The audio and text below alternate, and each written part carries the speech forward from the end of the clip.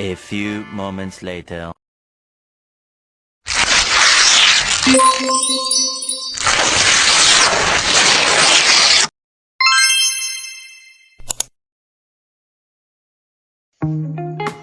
Memahami pelanggan.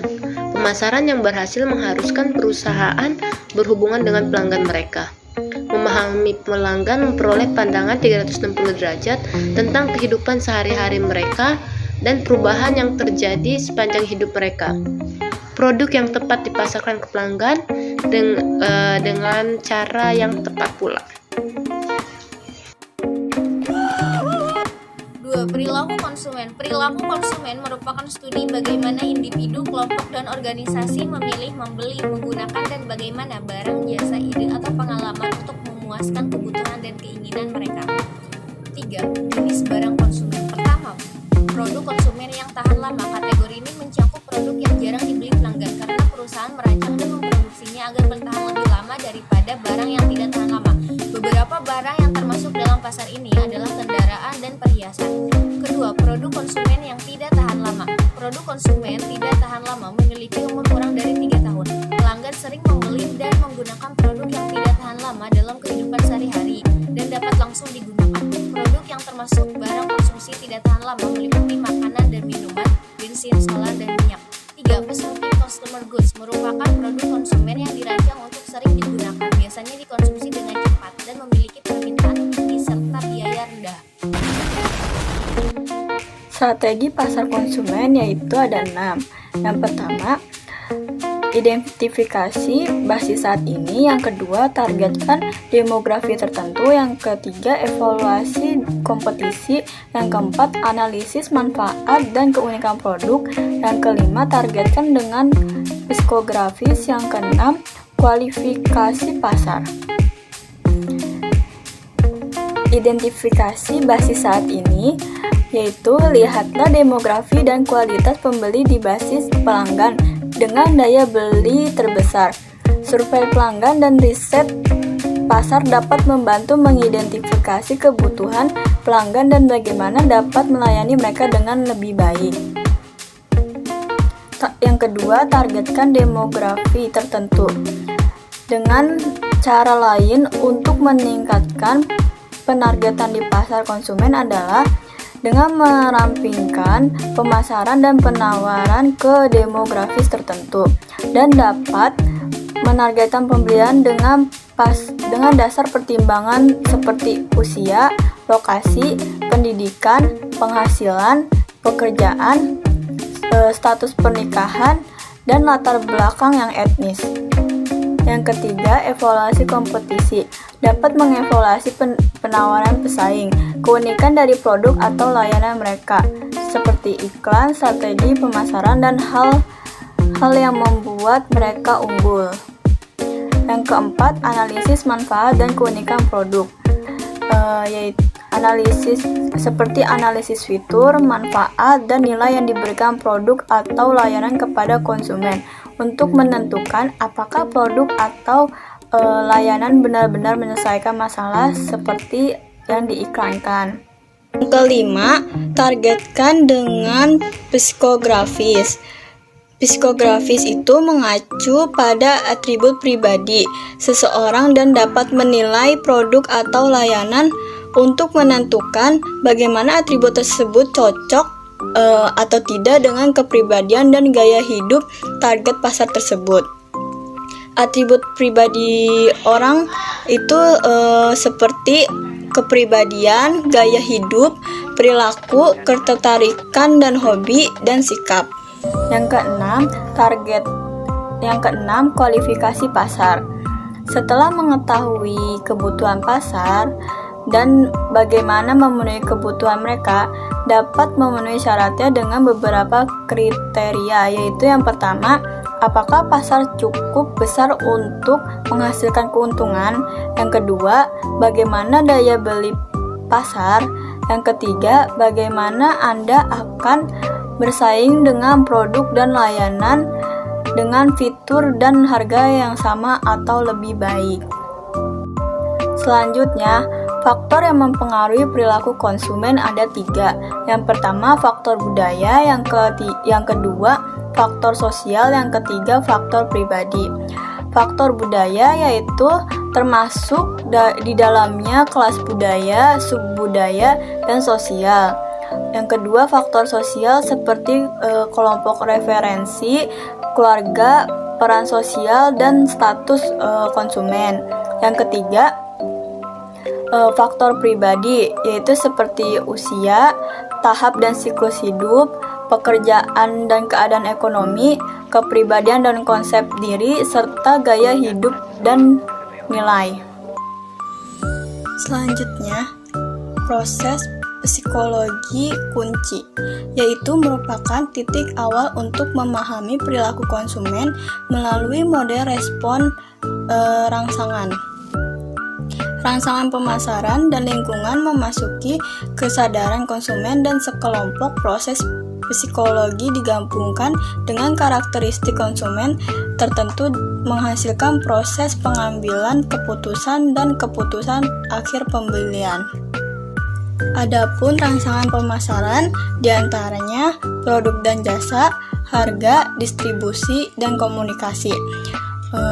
Terus yang kedua ada rangsangan lainnya seperti ekonomi, teknologi, politik, dan budaya.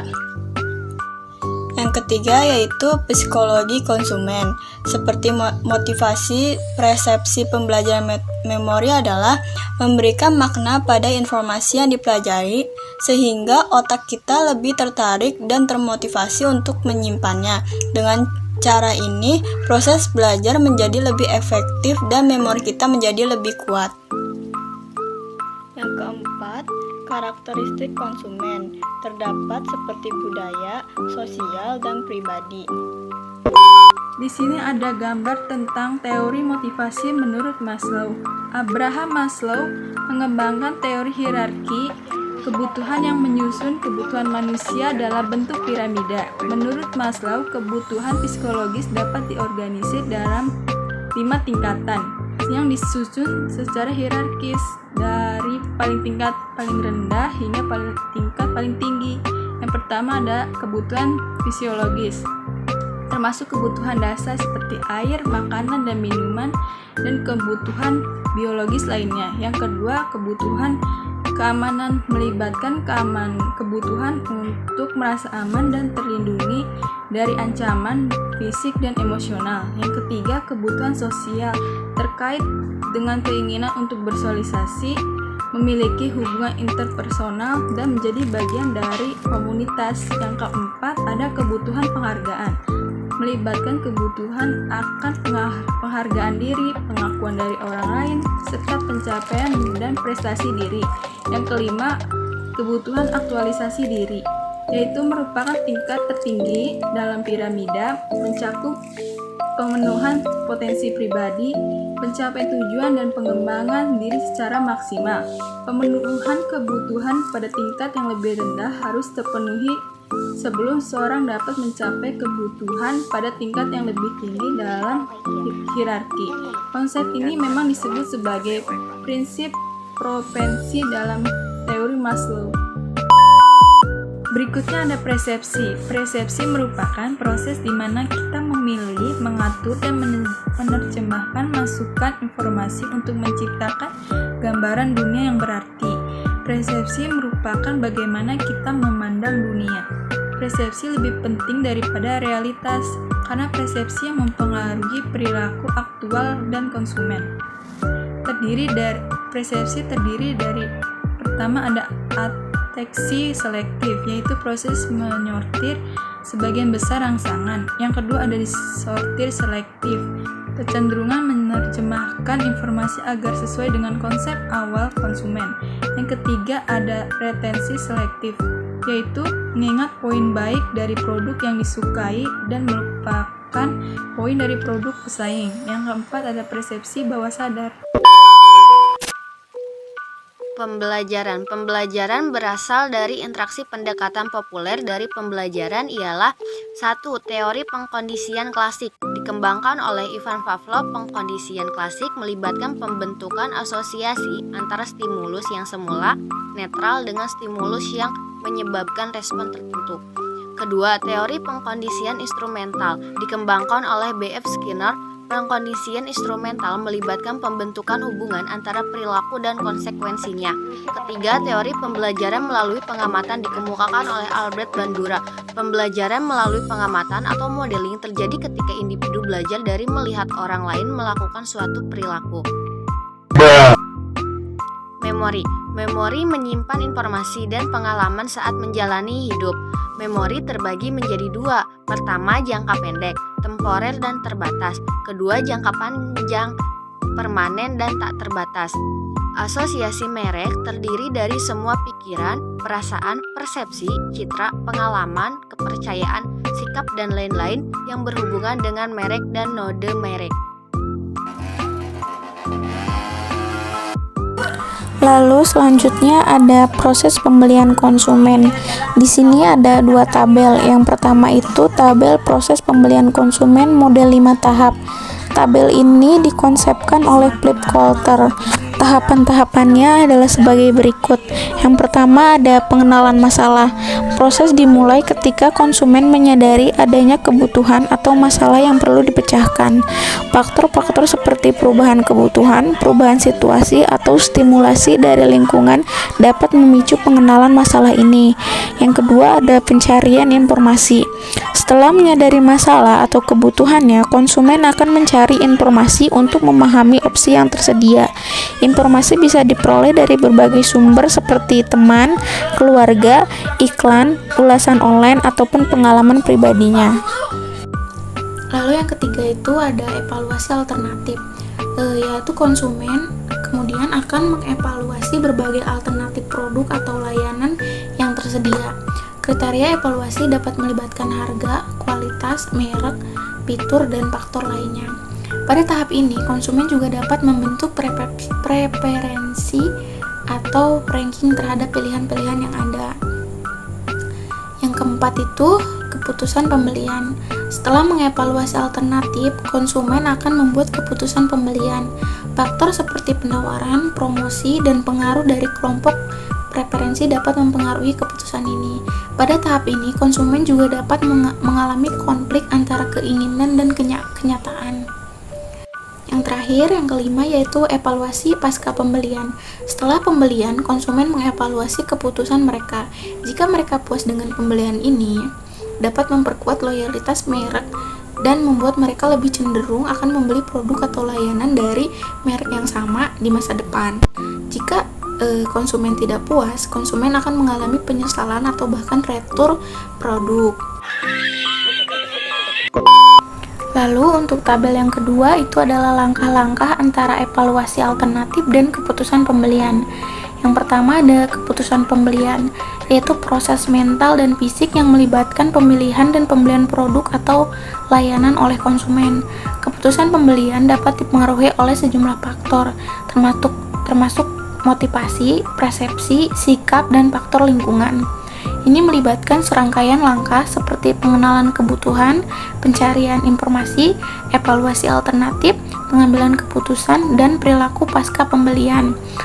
Beberapa faktor yang dapat mempengaruhi keputusan pembelian ini yaitu harga, kualitas produk, merek, rekomendasi dari orang lain, pengalaman sebelumnya, dan faktor psikologi seperti persepsi dan sikap konsumen. Yang kedua itu ada sikap orang lain. Sikap orang lain dapat memiliki pengaruh yang signifikan pada perilaku dan keputusan pembelian seseorang. Sikap ini mencakup pandangan, keyakinan, dan evaluasi seseorang terhadap suatu produk, merek, atau layanan. Berikut adalah beberapa cara di mana sikap orang lain dapat mempengaruhi keputusan pembelian. Yang pertama itu ada rekomendasi dan ulasan. Yang kedua ada pengaruh kelompok sebaya. Yang ketiga pengaruh keluarga. Yang keempat pengaruh tokoh publik atau selebriti. Yang kelima adalah norma sosial dan budaya. Lalu yang keenam otoritas atau ahli. Yang terakhir itu adalah pengaruh media. Yang ketiga itu ada faktor situasional yang dapat diantisipasi.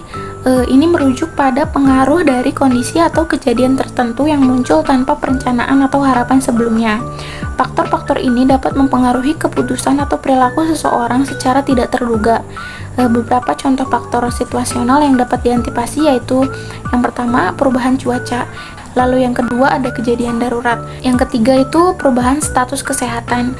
Yang keempat itu pemogokan atau unjuk rasa. Yang kelima adalah pengumuman diskon atau promosi tidak terduga. Yang keenam itu krisis ekonomi. Lalu yang ketujuh itu pengaruh sosial yang tidak terduga. Lalu yang kedelapan yaitu ketidakstabilan politik. Lalu selanjutnya dari langkah-langkah antara evaluasi alternatif dan keputusan pembeli, yaitu ada niat untuk membeli. Niat untuk membeli mencerminkan keinginan seseorang atau hasrat seseorang untuk melakukan pembelian suatu produk atau layanan. Maksudnya langkah ini penting dalam perjalanan konsumen sebelum konsumen melakukan tindakan pembelian yang sebenarnya. Lalu beberapa faktor yang dapat mempengaruhi niat untuk membeli yaitu ada yang pertama itu keperluan dan kebutuhan. Yang kedua ada persepsi nilai. Yang ketiga itu dari pengalaman sebelumnya. Yang keempat itu ada pengaruh sosial. Lalu yang kelima adalah pengaruh pemasaran. Lalu yang keenam ada situasi dan konteks. Yang ketujuh itu ada pengaruh psikologi. Yang terakhir itu ada pengaruh demografi atau kepribadian. Lalu yang terakhir itu ada evaluasi alternatif. Ada juga beberapa faktor yang mempengaruhi evaluasi alternatif. Yang pertama ada kriteria evaluasi. Yang kedua ada informasi yang tersedia. Yang ketiga ada pengalaman pribadi. Yang keempat adalah ulasan dan rekomendasi. Yang kelima itu persepsi nilai. Yang keenam itu persepsi resiko. Yang ketujuh ada faktor emosional. Dan yang terakhir ada pengaruh kelompok. Lalu selanjutnya itu ada tabel pasca pembelian konsumen. Yang pertama di situ ada produk.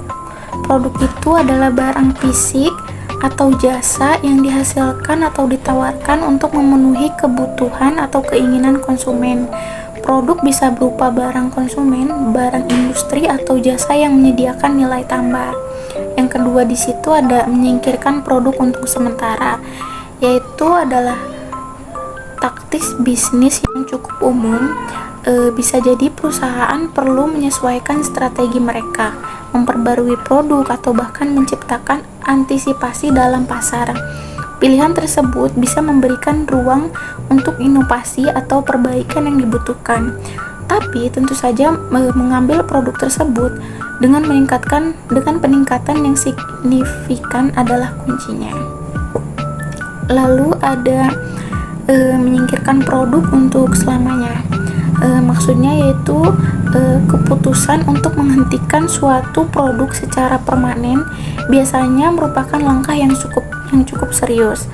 Mungkin karena kurangnya permintaan, perubahan tren pasar, atau strategi bisnis yang berubah. Lalu yang ketiga ada mempertahankan produk. Mempertahankan produk itu adalah investasi dalam keberlanjutan dan pertumbuhan jangka panjang. Dengan mempertahankan produk, perusahaan bisa terus membangun basis pelanggan yang setia, memperbaiki dan menyempurnakan fitur produk, serta beradaptasi dengan perubahan besar. Lalu ada menyewakan produk. Ini adalah salah satu cara yang cerdas untuk memberikan nilai tambahan tanpa harus berkomitmen jangka panjang. Dengan menyewakan produk, pelanggan bisa menggunakan barang tersebut tanpa harus membelinya secara langsung. Lalu selanjutnya ada meminjamkan produk. yaitu meminjamkan produk bisa menjadi alternatif yang lebih baik untuk menyewakan atau membeli. Ini memberikan fleksibilitas bagi orang-orang yang hanya membutuhkan produk sesekali atau untuk keperluan tertentu. Lalu menggunakan produk untuk melayani tujuan awal, yaitu adalah kunci keberhasilan sebuah produk. Produk yang dapat memenuhi tujuan awalnya dengan baik akan lebih mungkin mendapatkan kepercayaan pelanggan dan mendukung reputasi perusahaan. Selanjutnya yaitu mengubah produk untuk melayani tujuan baru adalah tanda kematangan dan adaptabilitas sebuah produk. Lalu ada menyimpan produk. Ini adalah cara untuk mempertahankan konsistensi dan keberlanjutan. Dengan menyimpan produk, perusahaan dapat menjaga identitas dan kesetiaan pelanggan terhadap produk tersebut. Lalu ada memberikan produk kepada orang lain, yaitu tindakan yang dapat memiliki banyak makna tergantung pada konteksnya. Selanjutnya ada menukarkan produk. Adalah satu bentuk transaksi yang umum terjadi di pasar. Menukarkan produk bisa terjadi dalam berbagai konteks. Selanjutnya ada menjual produk. Menjual produk adalah salah satu cara utama untuk membawa produk ke pasar dan memperoleh keuntungan. Selanjutnya ada membuang produk. Membuang produk adalah langkah yang terakhir yang diinginkan karena umumnya menciptakan pemborosan dan dampak lingkungan. Selanjutnya ada untuk dijual kembali. Untuk dijual kembali adalah langkah yang dapat memberikan nilai tambah, terutama dalam konteks bisnis. Selanjutnya itu ada untuk digunakan. Untuk digunakan itu maksudnya adalah suatu langkah yang masuk akal jika produk tersebut masih dapat memberikan nilai atau manfaat. Selanjutnya ada langsung kepada konsumen. Adalah salah satu strategi distribusi yang semakin populer, terutama dengan kemajuan teknologi. Lalu ada melalui perantaran. Maksudnya adalah salah satu modal distribusi tradisional yang masih umum digunakan. Selanjutnya itu yang terakhir, kepada perantaran. Kepada perantaran adalah strategi distribusi yang melibatkan penyaluran produk melalui serangkaian perantaran sebelum pencapaian konsumen akhir.